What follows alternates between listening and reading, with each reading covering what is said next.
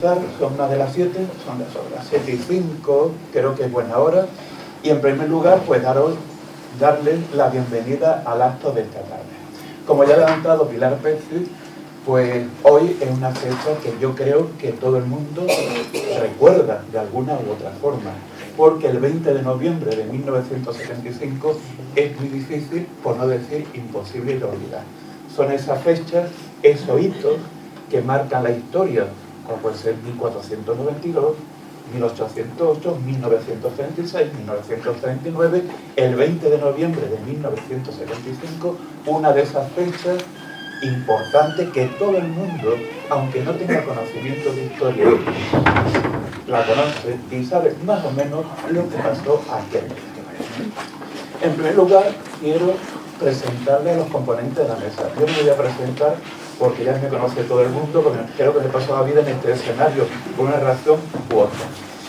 Voy a presentar mi derecha y después para cerrarlo por mi izquierda.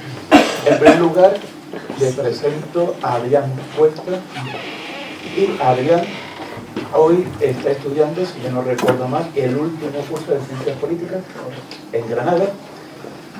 Y creo que también recordarán a Adrián, porque ahora hace un año, Adrián, fue en diciembre del año pasado, nos dio una conferencia sobre las crisis de las democracias.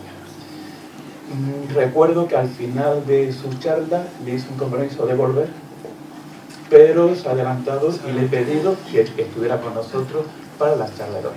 A continuación viene Manuel Guerra, y Manuel Guerra, Manolo, para los amigos, está estudiando ya el último curso de Historia en la UMA. Sí.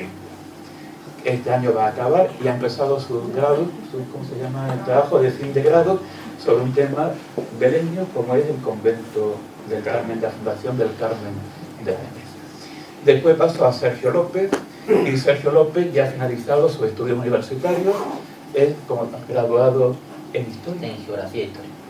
Tiene el doble título en Geografía e Historia, y como hemos hablado, nos hemos visto estos últimos días, estudió en la Universidad de Sevilla, en la Pablo de Olavide. Sí, la Pablo de Olavide. En la Pablo de Olavide estuvo estudiando, terminó el año pasado y está haciendo el curso, el máster de educación secundaria, preparándose para profesor. Y finalmente Pablo Roberto, que también fue alumno, bueno, no lo he dicho, pero todos fueron alumnos míos, ¿de acuerdo? Bueno, y también de algunos que están por ahí sentados, también fueron profesores de los que están aquí, y Pablo Roberto, que también fue alumno, y estudia... Doble grado en Finanzas y Contabilidad y Administración y Dirección de Empresas. Es lo que está haciendo, ¿de acuerdo? Por lo tanto, ellos, que tienen una media de unos 21, en torno a los 21 años, y sobre todo de una generación de la que ahora se habla mucho. Antes, a micrófonos cerrados, con las puertas cerradas, como dicen ahora, hemos estado hablando del tema y lo voy a presentar como la generación Z, aunque a mí personalmente eso no me gusta. Ni esa definición de generaciones no la encuentro, no la veo con claridad. Es decir, ellos, nacidos en torno a 2004, 2003, 2004, pues su vida ha estado marcada por una gran crisis económica, que es la crisis del año 2008, y por una crisis sanitaria, que es la pandemia del COVID-19. Y creo que tienen mucho que decir sobre este aspecto que me han traído esta tarde, que es esa reflexión del punto de vista de jóvenes sobre, no el franquismo, yo creo que no vamos a hablar del franquismo, sino de diferentes visiones que podemos tener hoy ellos sobre esto. Antes de darle la palabra, porque yo prometo que no voy a hablar, como siempre he buscado una cita. He recurrido a los clásicos, como es habitual, concretamente a los anales de Tácito. Y hay una frase que me gustaría que hoy fuera nuestro lema. En latín sería sine ira ex studio, que se podía traducir más o menos sin ira, ni parcialidad, sin resentimiento, ni pasión. A mí me gustaría una traducción muy libre, como con conocimiento y serenidad. Es decir, vamos a reflexionar. Ellos nos van a reflexionar. Pero no solamente ellos, todos vamos a formar parte de esta mesa. no solamente los que estamos físicamente sentados en el escenario, los 5, sino ustedes que están sentados en la sala también forman parte de la mesa. Pues ya podemos empezar, ellos van a tomar la palabra, hay 2 temas que ellos van a desarrollar y podemos empezar. El primer tema es qué significa el 20 de noviembre para ellos, de forma individual, para Adrián, para Manolo, para Sergio y para Pablo. ¿Qué significa el día 20 de noviembre? ¿Qué significa para ellos el 20 de noviembre de 1975? ¿De acuerdo? Pues van a participar por orden alfabético, para que no nos quedemos por orden alfabético. Entonces Adrián empieza. Son todos tuyos, yo ya. Bueno, pues para empezar, muchas gracias a la Junta Directiva y a todos los que han hecho posible el encuentro, que nos han dado el auditorio, etcétera. Me parece, no sé, a mí me gusta mucho participar en este tipo de cosas porque creo que son una oportunidad de discusión y sobre todo para sobrepasar barreras generacionales, porque francamente yo con gente de mi edad es normal que hable, pero con gente de la edad que se ve representada en el público no tengo tantas conversaciones ni sobre este tema ni sobre ningún otro. Entonces creo que es una oportunidad muy curiosa para comparar puntos de vista y eso, ver cómo diferir las diferencias y las coincidencias entre las distintas cohortes de edad. Y bueno, ya para responder a la pregunta de Eduardo, significado del 20 de noviembre. Pues el 20 de noviembre, cuando pienso en el 20 de noviembre, hay 2 polos, ¿no? Es un día con 2 naturalezas, a cierto punto, porque es un día con un cierto aire de tristeza, porque marca el fin de algo, o por lo menos el principio del fin de algo, y el hecho de que ese algo durara lo que duró y que no fuera hasta el 20 de noviembre de 1975, que no comenzara el principio del fin de algo que tenía que haber terminado y que pertenecía a unos tiempos muy pasados, dice ciertas cosas sobre la historia de mi país que no me gustan y que llevan la mente a zonas ciertamente tristes, pero también tiene una parte de felicidad porque por mucho que llegara tarde la oportunidad llegó, la oportunidad se aprovechó lo mejor que se pudo probablemente, y creo que el resultado ha sido un resultado bastante satisfactorio. Entonces es tanto el final de algo negativo cuya duración fue demasiado prolongada, pero también el principio de algo que ya ha durado más, que está siendo mejor y que esperemos que dure bastante tiempo más y que siga siendo aún más bueno. Muy bien, ahora Manolo, te toca a ti. A ver, yo tampoco puedo agregar mucho más a lo que ha dicho Adrián, porque más o menos va a ser lo que vamos a decir prácticamente todo. Yo como mucho quería también recalcar que sobre todo ya, como esto va a partir ahora de nuestra generación, como tal el 20N para nosotros no es una cosa muy que lo tengamos muy en conciencia, porque a mí me dicen 20N cuando yo tengo 15 años y yo la verdad no tendría ni puñetera idea. Yo la primera vez que escuché sobre el 20N sería porque se murió la duquesa de Alba y salía la gente diciendo se murió el mismo día que Franco, pero vaya, que yo por mí no me hubiera dado cuenta hasta que hubiera estudiado tanto en la ESO, en bachillerato, como en la facultad.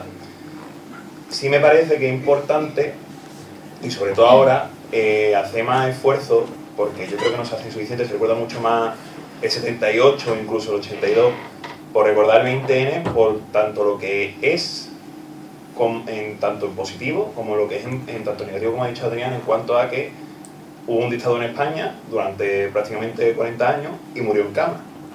Eso es una cosa que se tiene que hacer mirar, y sobre todo que es una cosa que es particular de nuestro país y hay que mirar por qué ocurrió esto y por qué no se tienen que repetir estas cosas. Ya, eso es lo que digo. Bien. Sergio, tienes la palabra.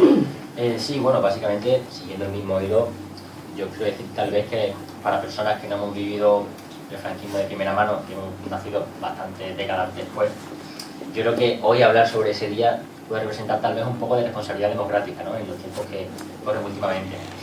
En mi caso más particular me pilla incluso más lejos lo que es este día, porque cuando Franco murió mis padres ni siquiera habían nacido todavía, pues entonces tampoco han podido como comentarme sus experiencias y demás, y yo creo que un poco es lo que ha comentado Manuel, de que los jóvenes no representan gran cosa. Si sales a la calle, casi ningún joven va a saber responder por qué el 20N o qué representa el 20N para ellos. Más bien a las personas que nos interesa ese tema o nos gusta leer y demás, yo creo que somos los únicos que vamos a poder responder o tener alguna conciencia sobre ese día. Yo creo que es como han dicho, que necesitamos un poco promover un poco más esa concienciación del 20N. ¿Algo más, Sergio? No. Nada más. Pablo, Yo cierra. decir eso, me ha encantado lo que ha dicho Manolo de eso del 20 de noviembre, claro, cuando teníamos 15 años, bueno, para mí esto no significa, no significa nada porque o sea, es como si no existiese ese día, es un día normal y corriente.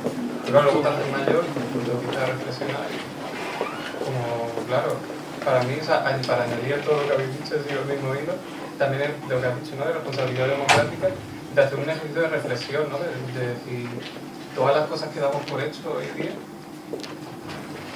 claro, o sea, es decir, que podamos reunirnos aquí y hablar del tema, ¿no? O sea, por empezar. Y que eso, o sea, tantas cosas que damos por hecho, que si, o sea, que esos 40 años tan larguísimos era impensable. Eso es hay que hacer un ejercicio también de reflexión, de pensar en lo que tenemos y valorarlo. Muy bien, entonces lo hemos escuchado. Ahora, lo he dicho al principio, en esta mesa hay una sexta silla, que son todos ustedes. Si quieren preguntar, intervenir, lo pueden hacer, ¿de acuerdo? Cuando se cierra este turno de la mesa, empieza el turno del público. Pili. Ay, yo estoy contentísima, porque Uy. de entrada tenemos aquí a 4 chicos que ven el 4N más o menos como nosotros. Si tuviéramos aquí sentados Quito Pires, que está llorando por las esquinas porque es 20N, o todos los que se han reunido hoy en ¿cómo le llaman ahora? Le llaman mausoleo familiar, donde está el caudillo, que están allí con las banderitas, que de esos, perdonadme, pero también hay jóvenes como vosotros que no lo han vivido ni nada por el estilo, pero lo plantean de manera distinta. Entonces, bueno, tenemos 4 aquí que vamos bien. Nosotros sí Perdón. sabemos, Es que hay poco. Ahora, es que no había mucha luz. sabemos lo que es una dictadura y lo que es una democracia. Eso es muy importante. Bien, creo que han levantado 3 o 4 manos, a ver si no me pierdo. Victoria, tiene la palabra. Bueno, pues yo en principio agradecer a estos jóvenes que están aquí, que se han prestado esta propuesta del azar, porque es muy interesante vuestra opinión. Entonces yo lo que quería un poco saber qué opináis al respecto, porque me parece preocupante, por lo menos a mí me preocupa, que a 50 años de la muerte de la dictadura, pues que haya una parte de jóvenes bastante considerable que cree que la democracia es peor que la dictadura. ¿Vosotros qué opináis al respecto? ¿Creéis que es así? Claro, pues no habéis vivido la dictadura, pero bueno, aquí estamos personas ya con cierta edad que sabemos lo que es la dictadura, bueno, que lo oír así, habéis oído.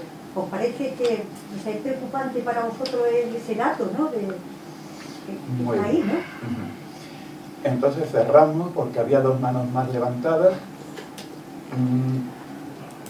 Isabel, no. Bueno, era solamente una anécdota, es decir, porque, hombre, yo tengo cierta edad, pero yo, es verdad que el recuerdo que tengo de ese día era llamar a la puerta de una vecina, porque mi madre le cosía y demás, y ver a una señora llorando amargamente, y yo súper contenta porque no tenía colegio. Lo que me dijeron fue, oye, que se ha muerto Franco y no hay colegio. Pues qué estupendo, pues sin colegio toda la semana.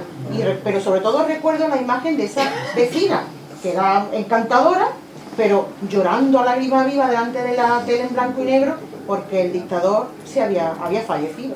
Con esa frase mítica de Arias Navarro, Franco ha muerto, españoles, Franco ha muerto, ¿no? Pero vamos, que para mí fue eso, porque un día decir, una semana sin colegio. Una anécdota. Muy bien. Ahora creo que Jorge también tiene la mano levantada. Yo quería hacerle una pregunta para abrir un poco el juego. Decían que sus padres no habían entonces ni nacido, pero, Pues no lo de ser. vale, pero sus abuelos me imagino que sí. Si alguna vez los abuelos le han contado algo, me imagino que ya de la posguerra, años 40 en adelante, que será lo que les alcanza. Es decir, yo por ejemplo, hablo en mi caso, que tengo de media unos 13, 15 años más que los muchachos presentes. Entiendo que generación atrás también existe esa diferencia. Mi abuela sí se comió la guerra, la posguerra, en otro pueblo, no aquí, pero sí me contaba cosas. Además yo tenía esa curiosidad y le preguntaba. No sé si ha sido el caso de ellos y en tal caso, ¿qué pueden recordar o decir que les hayan contado? Bien, por lo tanto, la pregunta de Jorge, en el caso de los padres de Sergio, que no habían nacido en el año 75, los padres de Adrián sí habían nacido, pero eran unos niños muy pequeños, los de Manolo también eran muy pequeños, igual. Los abuelos, hay que recurrir a los abuelos que sí tenían esa memoria, esa experiencia vital sobre la guerra civil y el franquismo, porque sus padres ya no lo tienen. Pues, la pregunta, Jorge, para los cuatro. Claro. Perdón. Victoria, como es de la casa, la vamos a dejar para el final, ¿de acuerdo? Como es de la familia, para el final. Pues preguntar sobre vuestros abuelos. Pues yo sobre mi abuelo, es que también ya es una demografía reducida porque los dos abuelos masculinos no he llegado yo a tener una conversación con ellos, que me acuerdo por lo menos, entonces ya tenemos ahí un poco de seco.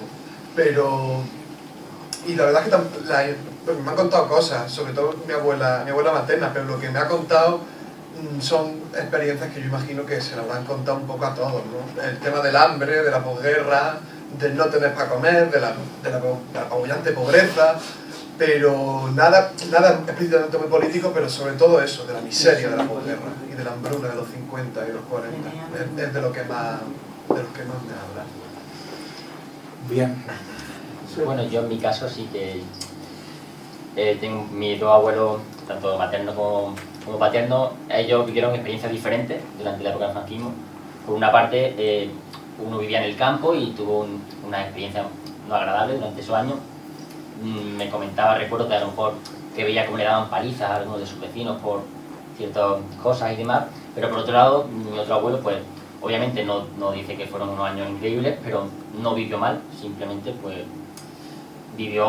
tenía para comer, que eso ya era bastante, y yo creo que eso también es un problema, esa pluralidad, esa diferencia también es uno de los problemas que tal vez llevan a esa nostalgia que ha comentado un poco Victoria, que podemos explicar ahora un poco más adelante, pero esa distinción de ideas yo creo que sigue presente también en muchos abuelos y es lo que marca un poco esa generación. Ahora saltamos. Manolo, ¿tú quieres participar? Sí, yo siempre me acuerdo, por el lado materno, yo tengo una familia que es de campo y entonces son las típicas historias de guardias civiles, vaya, la que se conoce todo el mundo. Y yo, la que me gustaría recordar siempre es una que yo con mi abuelo Manolo, Guerra, hablaba mucho sobre todo de libros. Y él me prestó una vez, porque a él le gustaba mucho Miguel Hernández, y a él le dijo que me quería prestar el libro y sobre todo le gustaba mucho La nana de la cebolla.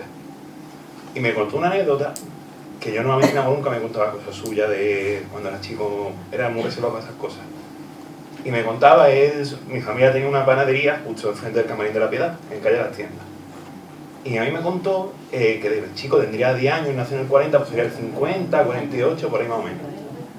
Y me contó que una vez un hombre, él estaba con un trozo de pan, y estaba él con el trozo de pan que para merendar, y le quitaron, un hombre fue corriendo y le quitó el trozo de pan. Y claro, fue a hablar con mis abuelos, y mis abuelos fueron a buscar a ese hombre para que le devolviera el trozo de pan, porque claro, tampoco ellos tenían, aunque ellos hicieron el pan, tampoco tenían ellos pan de sobra. Y cuando fueron y lo encontraron, se dieron cuenta, es que me emociono porque hablo de mi abuelo, ¿vale? Se dieron cuenta, no estoy dando por el otro hombre, pero y se dieron cuenta que el hombre está llevando el trozo de pan a su hijo. Y mi abuelo siempre me cuenta que ahí aprendió lo que era la caridad.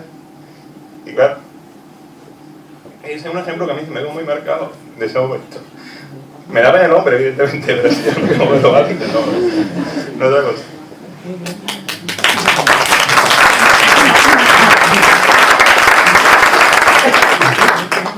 Yo, que me ha pasado como a Sergio, que con el único abuelo que podía hablar, él también vivió él fue guardia civil durante los años de la dictadura, entonces vivió una experiencia privilegiada, porque no faltaba de nada en su casa, vivía en el cuartel y tal.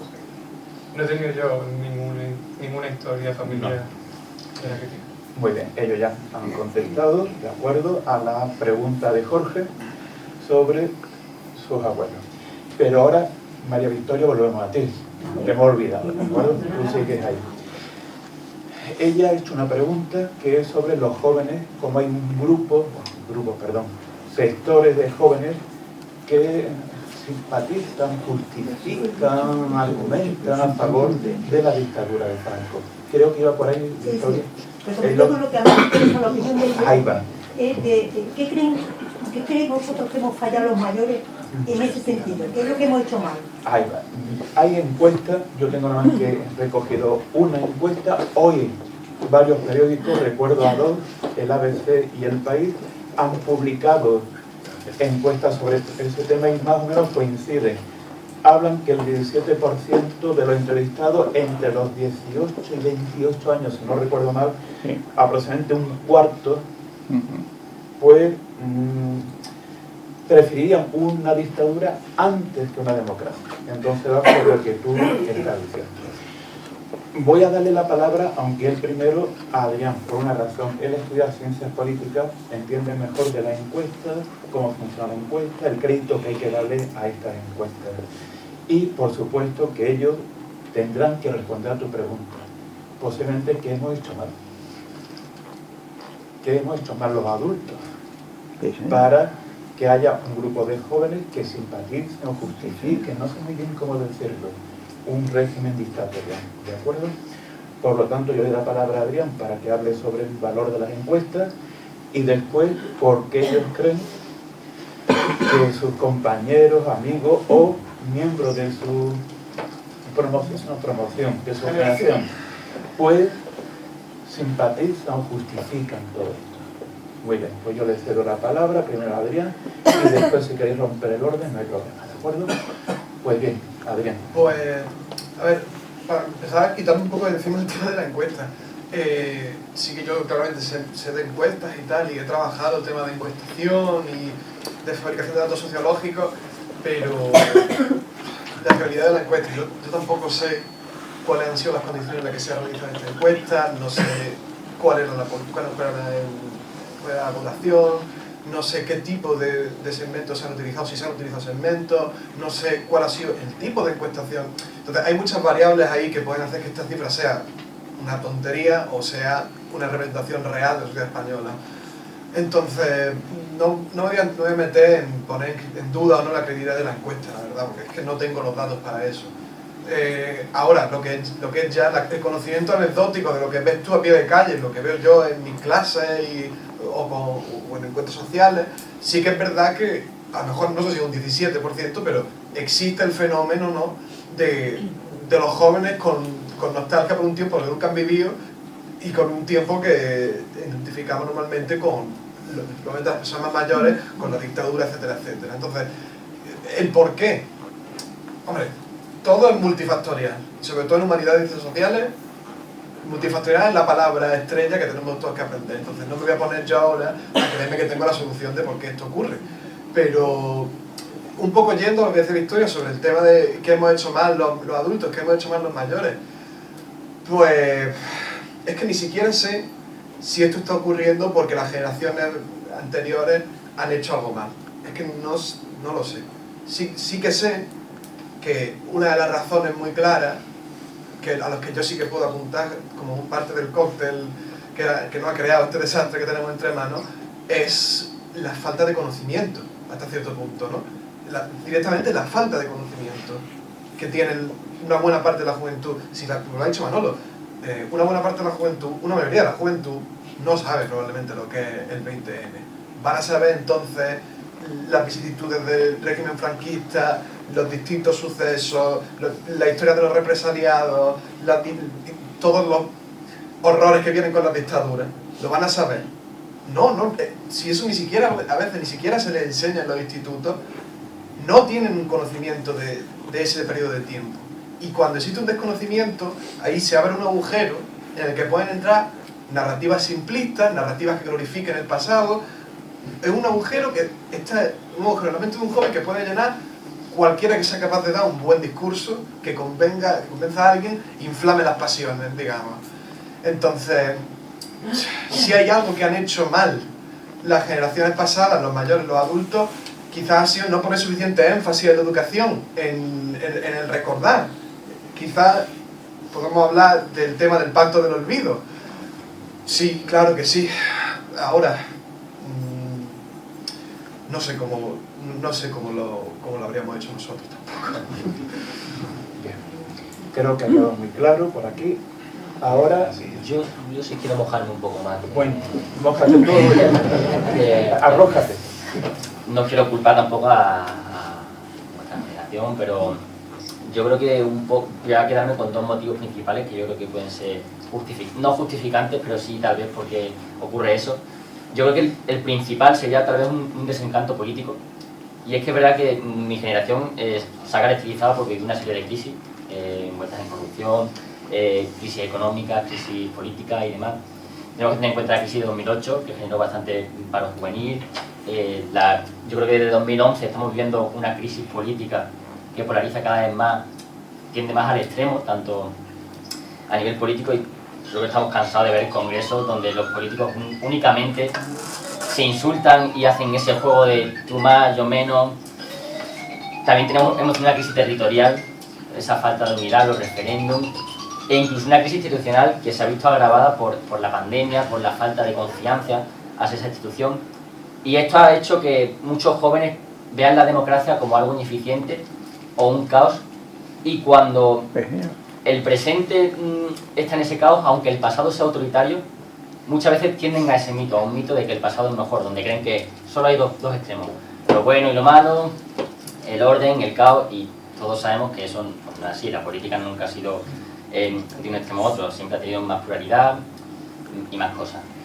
Y yo creo que otro motivo podrían ser las redes sociales, que con esto no quiero culpar a las redes sociales en ningún momento, sino únicamente quiero hablar sobre tal vez una especie de dramatización que se producen en las redes sociales. Pues existen numerosos vídeos o numerosas imágenes que utilizan el franquismo como motivo de burla o de risa, y cuando una cosa empieza a descreditarse y empieza a normalizarse, deja de dar miedo y tal vez deja de generar ese rechazo que generaba anteriormente. Y cuando digo que no quiero criticar a las redes sociales ni culpar a las redes sociales, yo creo que más bien la culpa o el problema sería en una falta de pensamiento crítico por parte de los jóvenes.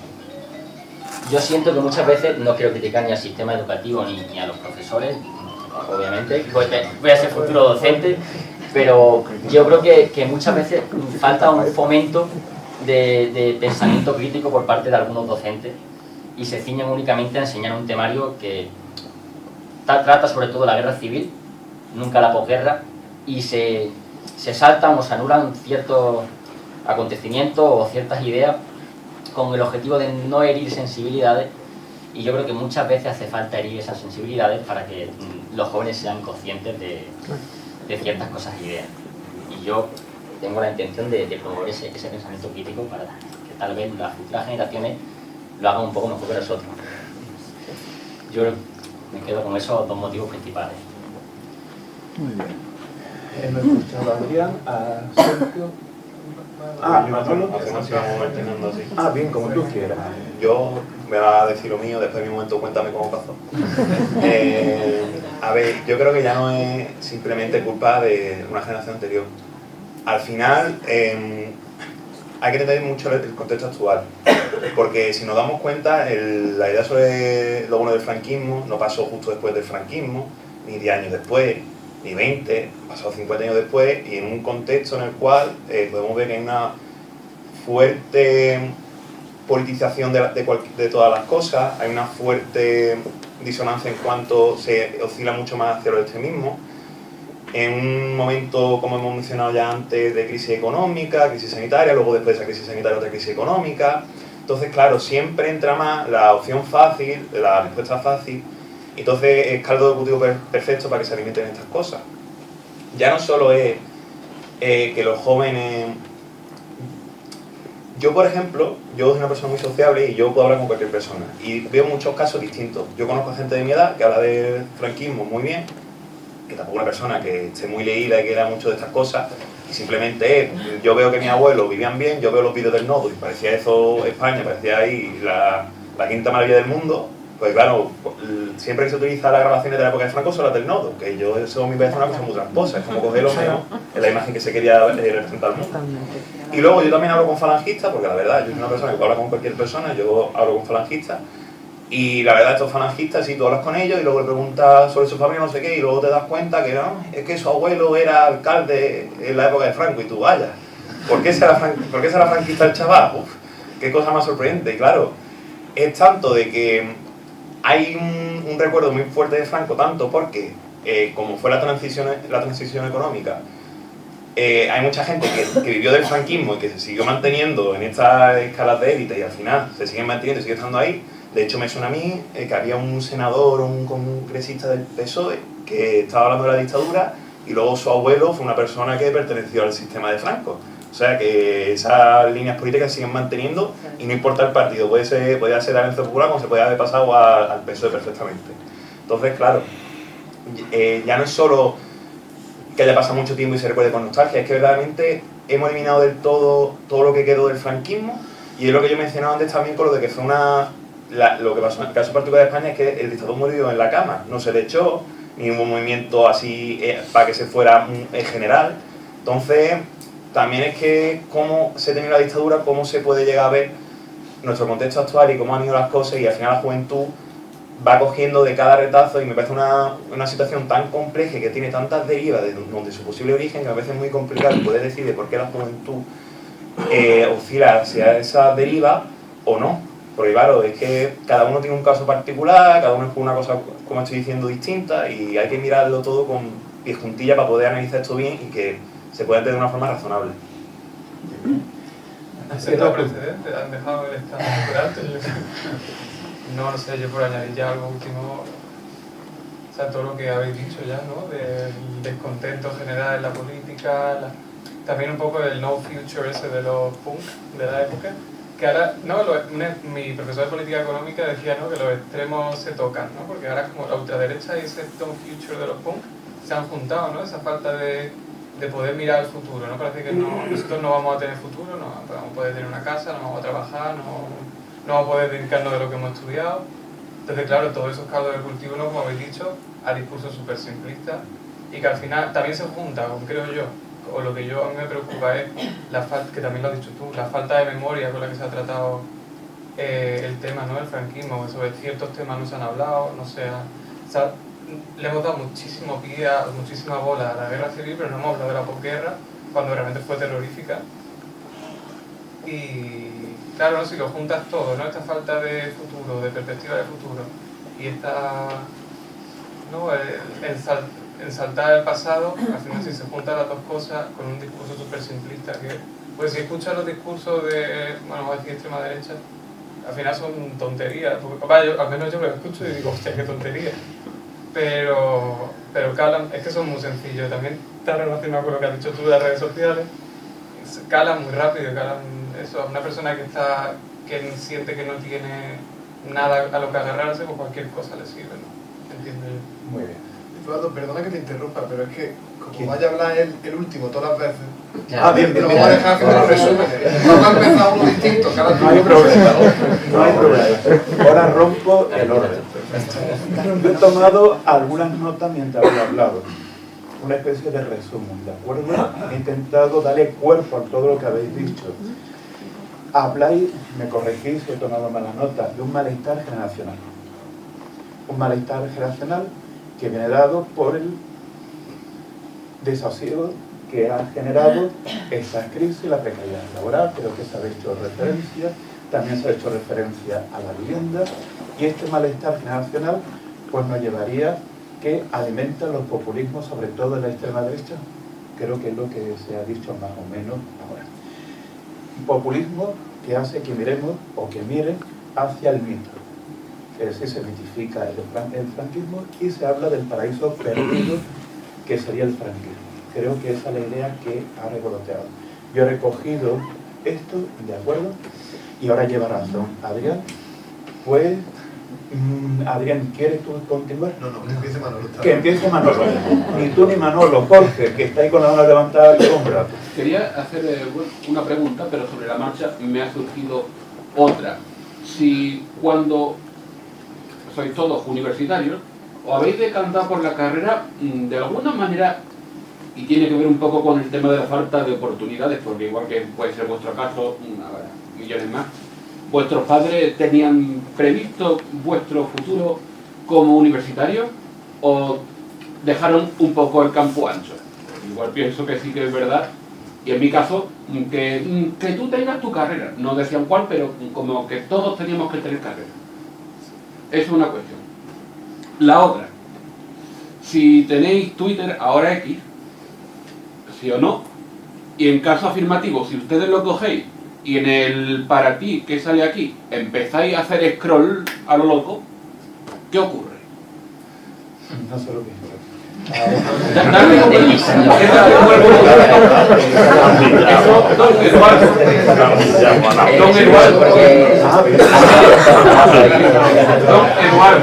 se lo voy a explicar en Román Paladino. En Román Paladino hacer scroll es estar así, y lo de cuando a un tonto le da por un camino, se acaba el camino y el tonto sigue. Eso es scroll. Perdonad mi ignorancia, pero me he quedado muy anticuado. ¿Queréis contestar la pregunta de...? Creo que empezará Pablo, empieza. La primera pregunta, me siento totalmente identificado porque es verdad, además, he escuchado a mi madre diciendo, no, tú tienes que tener una carrera, la que sea que tú quieras, pero tienes que tener una carrera. Y luego, yo es que no utilizo redes sociales porque me las borré todas, porque la odio, así que no tengo nada que ver. Yo, a ver, muy bien hecho. Yo a mí me han dado manga ancha para hacer lo que yo quisiera, la verdad. Yo, como desde siempre he querido hacer una carrera universitaria, específicamente historia, pues evidentemente no había ninguna objeción. Y ya lo del Twitter, sí tengo Twitter, y de hecho ya hace pocos días echaron en la 1 mi Dictadura de la Guerra, de Amenábar. Y claro, el Twitter, eso fue un incendio que no veas. Que yo, claro, eso me salía y yo me estaba volviendo loco, tanto de un lado como del otro, que eso era una locura, ¿verdad? Sobre todo de un lado concreto que se pone... Yo no sé si habéis visto la película, pero hay gente que ven las escenas de los franquistas, de los fascistas, y se toman como que Amenábar, qué tonto es, que es un antifranquista y está haciendo propaganda del franquismo. Yo creo que no hemos visto la misma película, porque vaya, te ponen la escena del himno, que parecen 4 catetos cantando el lo, y dicen, no, con mucho aura, como dicen ahora. Y bueno, la escena del Paraninfo, Millán está ahí un máquina, no sé qué, yo de verdad Millán está ahí un máquina, no veas. Si el otro dice críticamente que retrasado mental, es que yo no entiendo lo que han visto, pero bueno. El Twitter es lo que tiene, que cada uno tiene su voz, y encima, como está el anonimato, pues cada uno suelta la tontería más gorda que se puede ocurrir, y anda Pascua, vaya. Yo voy a hacer una observación lo que acaba de decir, aunque no utilice tampoco las redes sociales, ¿de acuerdo? No las utilizo. Sí. Bueno, no, haz la observación y... Bueno, la hago. Veamos, sobre las redes sociales, e insisto que yo no las utilizo, pero creo que también ha surgido la idea de transgresión. Otra palabra. De que es algo atractivo, que empieza a resultar atractivo, que es un tabú que se ha roto. Pregunto, a través de las redes sociales. Sí, yo no quiero culpar, es lo que he dicho, yo no quiero culpar tampoco a las redes sociales, porque la culpa realmente no es de la red social, es de la gente que está detrás de esa red social. Porque la única diferencia de la red social es que ahora antes se daba voz a un número de personas determinada, y ahora la voz la puede tener quien quiera, que no lo veo mal, evidentemente. Pero hay una barrera entre decir algo justificado a decir lo primero que se te pasa por la cabeza, pues, como he dicho, sin pensamiento crítico y barbaridades como ha dicho Manuel.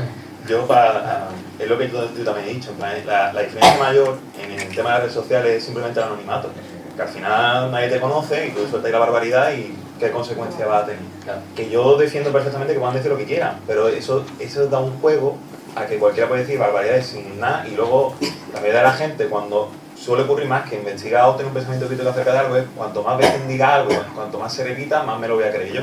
Que ahí es donde está esa problemática, que cuanto más siguen el agua a la fuente, canta la fuente, pues claro. Claro, pero en relación a eso, yo no estoy muy de acuerdo contigo, porque yo sí creo que hay una responsabilidad de las redes sociales, y sí que hay no sé si culpa, no sé, pero hay una tendencia, sí, hay un seco en las redes sociales. Es lo que ha dicho, no me sé tu nombre. Jorge. Es lo que ha dicho Jorge, si tú scrolleas o sigues realizando, ¿qué sale? ¿Qué empieza a salir? Hay una tendencia clarísima que es verdad que son personas las que están decidiendo ese algoritmo. Y también está relacionado con el bicho. Si te repiten mucho un mensaje, te lo crees, ¿qué mensaje están repitiendo? Lo que llaman ahora el antiwoquismo. Yo es que creo que hay que cogerlo un poco con tiempo, porque claro, ¿dónde está el límite de censurar o no censurar? No censurar, o sea, hacer que el mismo programa, pero que yo no entiendo matemáticas, no, pero hacer que el algoritmo promueva ciertas publicaciones y silencie otras. Claro, pero llego a la misma idea de que si se fomenta que la gente piense de manera crítica y valore lo que está leyendo de verdad, que es muy difícil que gran parte de la población llegue a ese pensamiento crítico o tenga una verdadera opinión de eso. Es verdad que cuando te dicen algo muchas veces te lo acabas creyendo. Pero es que yo sigo, no sé dónde estaría el límite entre que esa aplicación decidiera no poner unas cosas, y es verdad que cuando se ofende a cierta persona, pues debería tener ese sesgo. Pero ¿dónde está ese límite? Yo creo que el problema es que dónde está el límite sobre qué se debe, no eliminar ni censurar, pero sí controlar. ¿Dónde está el límite? No, perdone, yo es que me he quedado un poco insatisfecho con la respuesta. Pero un momentito, es que yo te quería satisfacer porque creo que yo sé dónde está el creo que eso es lo que está Es que me han pedido por ahí, por aquí, pero contéstale a Jorge y doy la palabra a Salvador. Vale. A ver, yo no tengo ningún tipo de problema de echarle la culpa a las redes sociales. Y no es porque, ay, era el TikTok y los jóvenes y los vídeos. No. Es que, vamos, lo voy a decir muy claramente.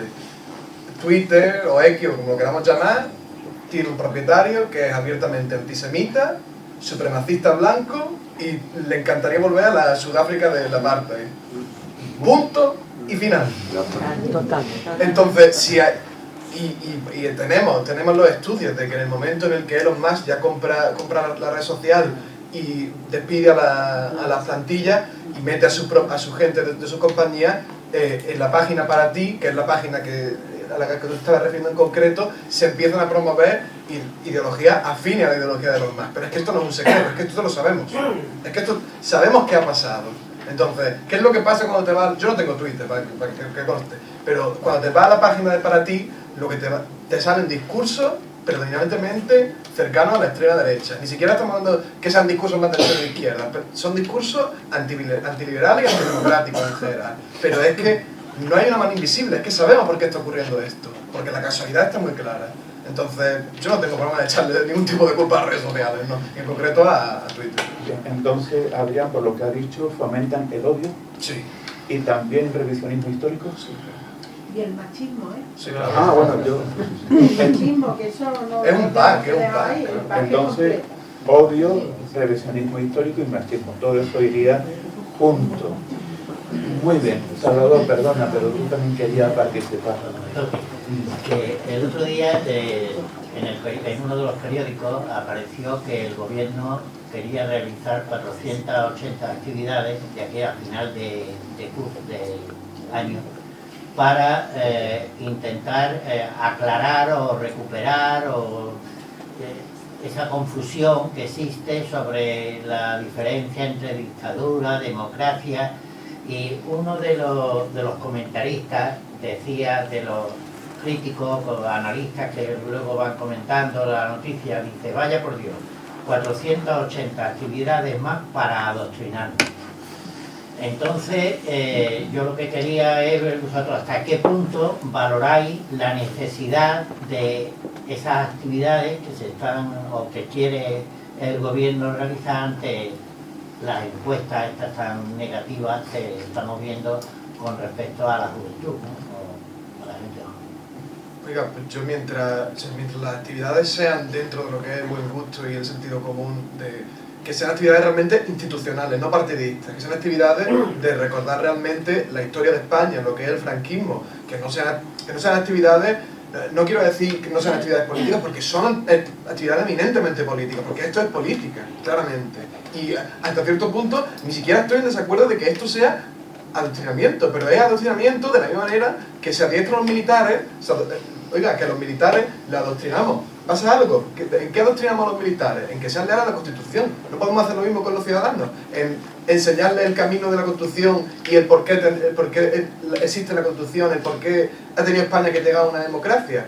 Ciertamente son unas actividades que tienen detrás una ideología. Lo que pasa es que tiene que tener una ideología democrática y plural, no la ideología de un partido. Si tiene la ideología de un partido es otro tema, por supuesto. Pero la ideología democrática y plural, yo no tengo ningún problema con que los órganos del Estado abiertamente la promuevan, por supuestísimo. Y además, si yo no estoy equivocado, el artículo 27 de la Constitución, cuando habla del derecho a la educación, habla en la educación en valores democráticos.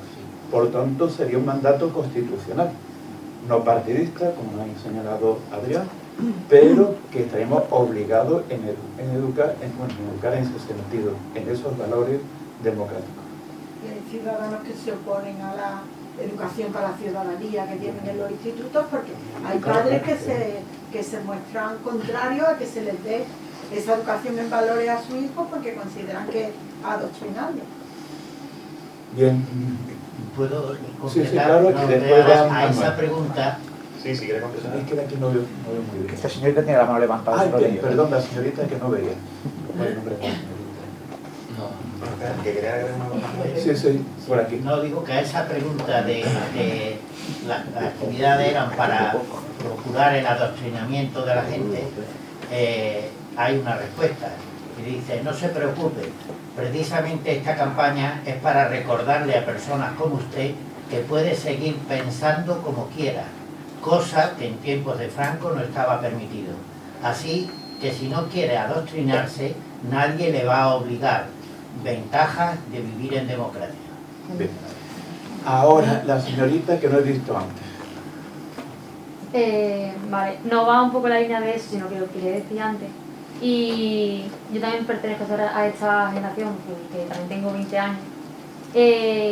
Y yo vengo desde la antropología, estoy estudiando antropología, y así como aporte, una cosa que siempre como que me resuena mucho, es que también se intenta como homogeneizar un poco una historia, y creo que también es necesario entender que no solamente hay una historia, sino que hay muchas historias, y que hay mucha gente ahora promoviendo pues estos discursos de odio, y también pienso que es necesario pues pensar de dónde viene, o sea, cuál es la base de estos discursos, en el sentido de la importancia de la clase, la importancia del género, porque como estaban mencionando mi abuelo era alcalde o mi abuelo era guardia civil, entonces creo que es bastante importante el dar importancia, como que hay muchas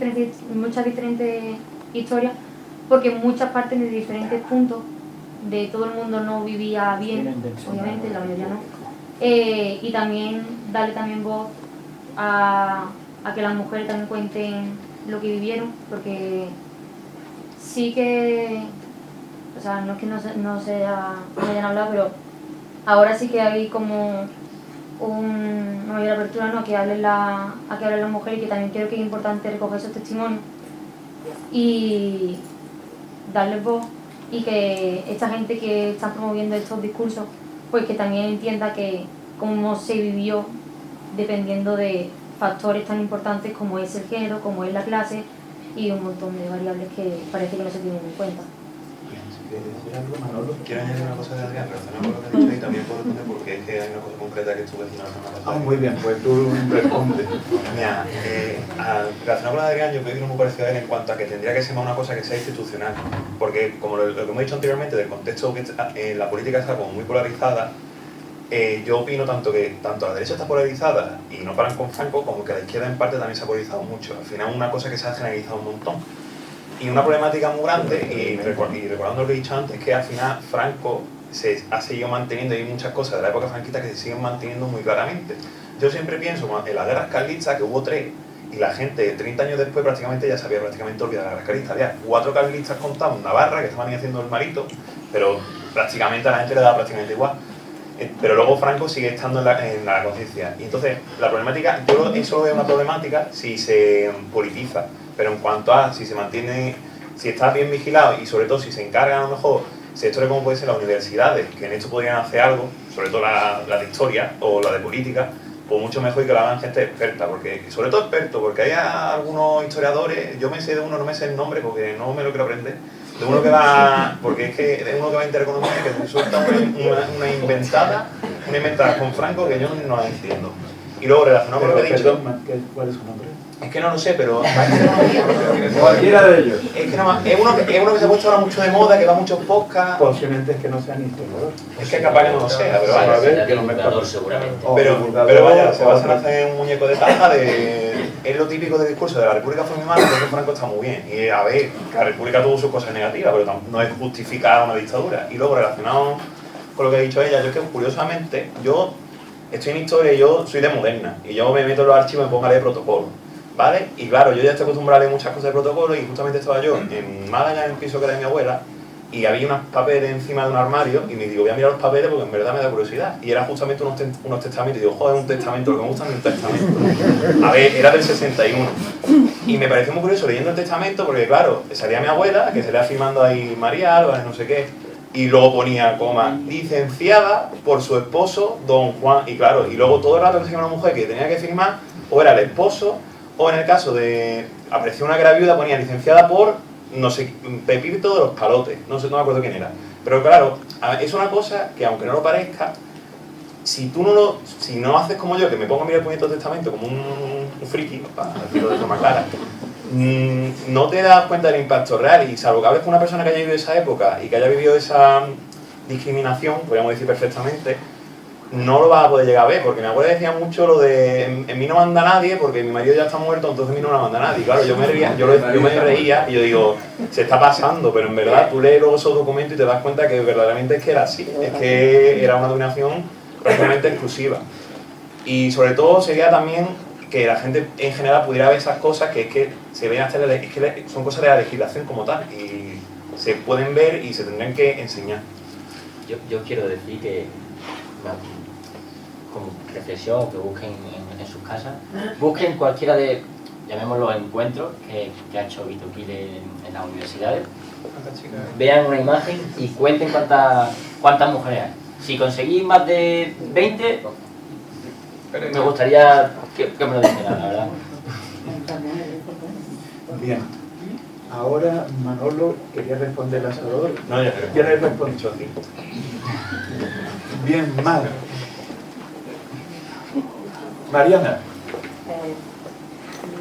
Primero de todo, dar las gracias a la SAP por organizar, dar las gracias a vosotros y a Eduardo, a vosotros por venir, a Eduardo por traeros.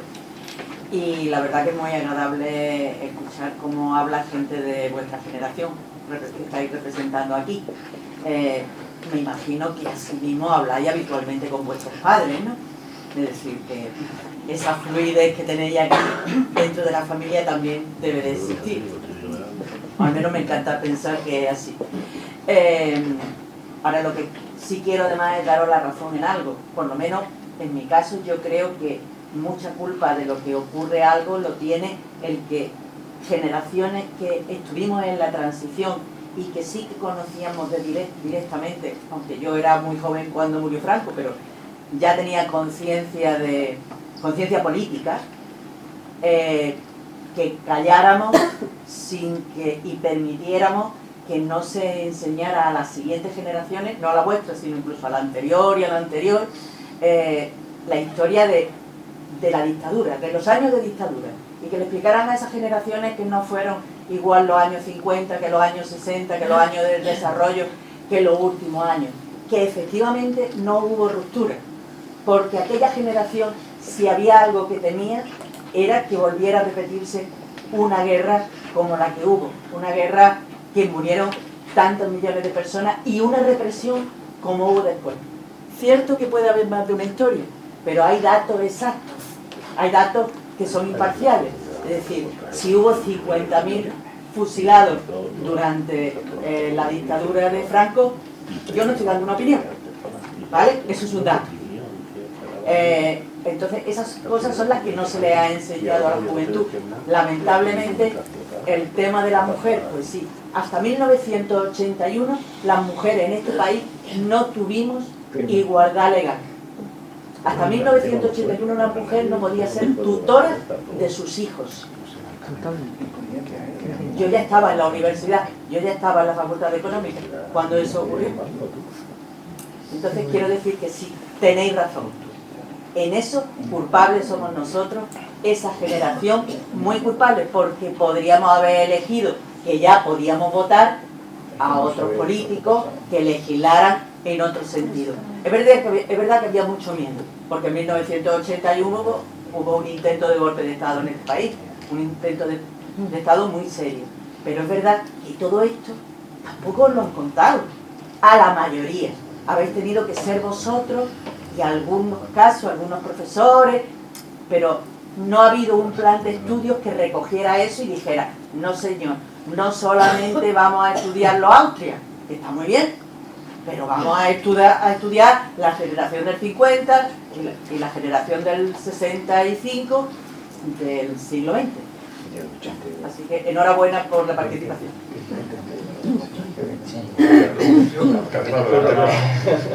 Yo quería decirte, ¿no?, que a mí me dan escalofríos. No, Sergio ha dicho, ¿cuántas chicas veis en las reuniones de Vito? Pero a mí cuando hay una chica me dan escalofríos. Me recorren escalofríos por el cuerpo, como, ¿en qué momento? Y no sé, o sea, es que me encantaría tener una conversación con ella y preguntarle, porque lo que ¿tú cómo te llamas? Martina. Lo que ha dicho Martina, cuando ha dicho, yo me imagino cuando ha dicho que no hay solo una historia, es que hay que, claro, que no es la misma la historia de las mujeres, la historia de los homosexuales, la historia de las clases bajas, claro. Entonces me encantaría tener una conversación con esas personas, concretamente con esas chicas, desde dónde viene, quién te ha educado, no sé, me encantaría eso, preguntarle por qué, sobre todo por qué. ¿O quién no te ha educado? Claro. Sí, viene con esa línea. Es verdad que en los años 50, los años 60 se enseña en las clases, pero se enseña a nivel, digamos, amplio. Yo creo que lo verdaderamente interesante sería estudiar la vida cotidiana de esas personas, tipo, la vida de una mujer en concreto, cómo vivía la mujer, o la vida de un homosexual, o la vida de cualquier persona cotidiana, porque está muy bien saber que, bueno, que en los años 60 España se abrió internacionalmente, los tecnócratas, y hay que saberlo, pero para poder conocer verdaderamente desde dentro ese franquismo es necesario conocer la vida cotidiana de las personas.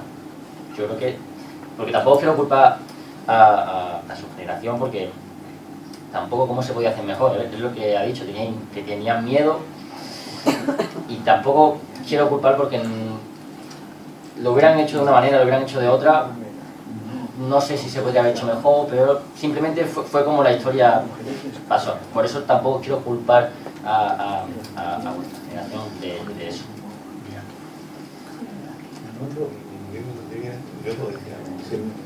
A ver, yo creo que lo mencionó antes Adrián, o no sé quién lo ha mencionado antes, de que al final en la ESO, en el curso, se habla muy por encima de la Gracia, etc. Yo creo que hay una problemática principal. Primero, que a partir de la democracia siempre se le da mucho mayor importancia a la República y a mostrar lo bueno de la República y a exacerbar lo bueno de la República, que no hay ningún inconveniente. Lo que pasa es que yo estoy muy en contra de darle a mucho sí al otro no. ¿Por qué? ¿Qué es lo que acaba ocurriendo? Que a la gente al final también es que le gusta mucho lo prohibido. Vamos a decir, y lo que está en contra. Creo que era mencionar lo de los punk. Entonces, claro, si tú creas una historiografía educativa básica en la cual se pone muy bonita una y luego muy mala otra, pero sin especificar muy mala la otra, porque yo la verdad, yo me enteré hará 2 años que la guerra civil se alargó. La guerra civil puede haber terminado el mismo año del 36 perfectamente, pero Franco decidió atacar el Alcázar de Toledo y decidió seguir con la guerra, porque como se decía, hay muchos que matar, porque básicamente lo que quería hacer Franco era cagarse a medio país para que hubiera paz. Entonces, claro, eso nunca se menciona, ni se dice. Pero igual que veo esto de negativo, veo también de negativo que tampoco se analiza una forma verdaderamente bien a la República, ni lo que fue la República, ni toda ese momento político, tanto las cosas positivas como las negativas. O no simplemente positivo y negativo, sino mostrar lo que son las cosas. Y yo creo que esa ha sido la problemática mucho de lo que se ha hecho a partir después de la dictadura, de que aunque no haya sido igual que la dictadura, que evidentemente la adecuación a la dictadura era para adoctrinar a las personas, no ha sido tan adoctrinadora evidentemente esta, pero sí es verdad que se ha intentado poner una forma muy peyorativa a una, que yo creo que lo único que consigue es que se alcance esa cosa de que se vea como algo prohibido, como algo negativo, como algo que no se entiende bien, como muy básico y claro, la gente a lo prohibido le encanta a la gente. A mí un profesor mío de la carrera dice que lo peor que puedes hacer para que un libro no se lea es prohibirlo, porque cuando una vez prohíbes tú algo, lo que va a hacer la gente es querer leerlo. Pues es exactamente lo mismo. Yo creo que también esto es una problemática de que ya no solo de las personas de esa generación, sino incluso de los académicos de esa época, que verdaderamente no intentaron hacer de una forma efectiva un análisis correcto y verdaderamente académico y fuerte de lo que fue ese momento, o que a lo mejor no se, si hubiera uno que lo hiciera, que no se expandiera a esa educación básica, que a mí me parece que es mucho más importante, porque al final la mayoría de la gente con lo que se queda es con lo que ve en la secundaria y la primaria, no con lo que ve en la universidad, porque quien va a la universidad a dar la carrera de historia somos 4 o 5 gatos comparado con la mayoría de la población que hace diversas cosas. Bien. Y ahora, ¿alguien más que quiere participar? Si yo no me equivoco, llevamos 1 hora. Sí, 1 hora. Entonces yo creo el momento de ir cerrando. ¿De acuerdo? Pues... Espera, tengo que buscar lo que tengo aquí en mis papeles y todas las anotaciones que he hecho. Y se han contestado muchas de las cuestiones que yo tenía preparadas. ¿Recuerdo que han salido? Voy a hacer al final una última cuestión para ir ya a cerrar la mesa, que es que queda hoy del franquismo. Pero breve, vamos a ir acabando, ¿de acuerdo? Han pasado 50 años, ¿qué queda después de 50 años del franquismo? Con rapidez, ¿cómo que era él? Sí, venga. Pues a ver, es que lo que estaba comentando antes de comenzar, cuando la historia deja huellas, y cuando la historia es especialmente reciente como es el franquismo, las huellas es que son innumerables. Pero bueno, lo principal que se me ocurre que queda del franquismo, lo que queda es la gente. Tengo pocas, hermano. No, pero no me refiero a esa gente, no me refiero a las personas individuales, me refiero a las familias, me refiero a los grupos empresariales, me refiero a los Puzzey, vamos a ser francos. Entonces, del franquismo quedan las élites, que como he dicho antes Manolo, muchas veces esas élites no son tan diferentes de las élites de la actualidad. Y también queda la gente que está todavía muerta en el suelo y que todavía no sabemos quiénes son. O sea que principalmente lo que queda son gente. Un minuto aproximadamente para ir. No, yo iba a decir, es que ya lo está diciendo todo el rato. En plan, yo soy principalmente tanto en lo que ha dicho él, que lo he dicho yo, tanto también incluso en el mundo político, porque es lo que he mencionado antes, es que no me acuerdo si era un senador o lo que sea, que viene de una familia franquista, en plan, que sigue manteniéndose esos linajes políticos, y incluso de derecha, etcétera, los grupos empresariales, como estamos diciendo, monopolios. Es que al final, como la transición fue eso, una transición, al final prácticamente es que es imposible que desaparezca. Que para que desaparezca tendrían que pasar 100 años o más, porque es que es parte del organigrama político. Ya no solo eso, sino también yo opino que una forma muy buena de cambiar esto y que se vaya también eliminando esto es que tanto por las dos partes, porque es lo que se tiene que hacer por las dos partes, se vea el punto negativo que tiene por las dos partes, porque al final el único incluso hay gente de derecha que a lo mejor Franco ni es que ni le gusta, incluso de extrema derecha que Franco ni le gusta, hay muchos falangistas que Franco lo tienen, vaya, en una estaca colocado. Entonces no es solo eso, es eliminar esos resquicios familiares que son los que están venga a la pelota y los que siguen ahí, igual tanto como los grupos de izquierda que, vamos a decir la verdad, y no vamos a delegitimar muchas cosas que dicen desde el otro lado, siguen con Franco en la boca muchas veces, y es verdad que hay muchas cosas como lo de centrar los cuerpos, que evidentemente eso hay que hacerlo, pero es verdad que se está utilizando Franco tanto por un lado como por el otro, y la mejor forma de acabar con esto es que se deje utilizar una herramienta política a la cual o te señalo a ti, o te señalo yo a ti, etcétera, etcétera, porque no se acaba, se vuelve un revanchismo constante que no tiene un fin como tal. Yo que ya me quedo sin hacer decir, pues yo iba a decir, los muertos enterrados que todavía siguen sin identificarse por toda España, además. Sí, lo que las cosas. Claro, pero ya me lo ha quitado. Bueno, se ha adelantado. No, sí, lo mismo, que lo que queda son cicatrices. Gente, es que no puedo decir la mejor palabra que utiliza es gente. Pero yo también quiero quedarme con la gente que reivindica e intenta que no se vuelva a repetir lo que ya pasó.